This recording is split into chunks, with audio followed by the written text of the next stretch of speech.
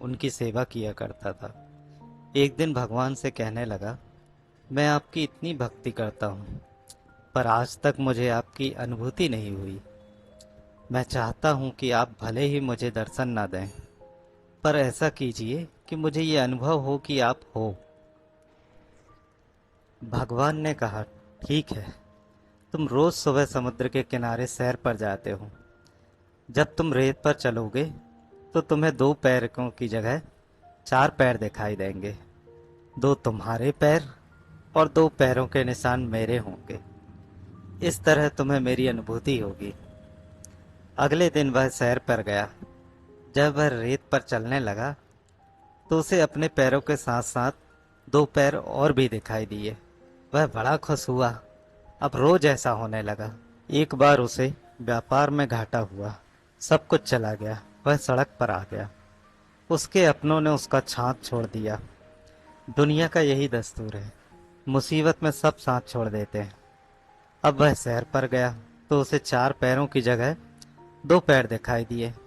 उसे बड़ा आश्चर्य हुआ कि बुरे वक्त में भगवान ने भी साथ छोड़ दिया। धीरे धीरे सब कुछ ठीक होने लगा। फिर सब लोग उसके पास वापस आने लगे। एक दिन वह सैर पर गया तो उसने देखा कि चार पैर वापस दिखाई देने लगे। उससे अब रहा नहीं गया। वह बोला, भगवान, जब मेरा बुरा वक्त था तो सबने मेरा साथ छोड़ दिया था, पर मुझे इस बात का गम नहीं था, क्योंकि इस दुनिया में ऐसा ही होता है। पर आपने भी उस समय मेरा साथ छोड़ दिया था, ऐसा क्यों किया? भगवान ने कहा, तुमने ये कैसे सोच लिया कि मैं तुम्हारा साथ छोड़ दूंगा? तुम्हारे बुरे वक्त में जो रेत पर तुमने दो पैरों के निशान देखे, वे तुम्हारे पैर के नहीं, मेरे पैर के थे। उस समय मैं तुम्हें अपनी गोद में उठाकर चलता था, और आज जब तुम्हारा बुरा वक्त खत्म हो गया तो मैंने तुम्हें नीचे उतार दिया है। इसलिए तुम्हें फिर से चार पैर दिखाई दे रहे हैं।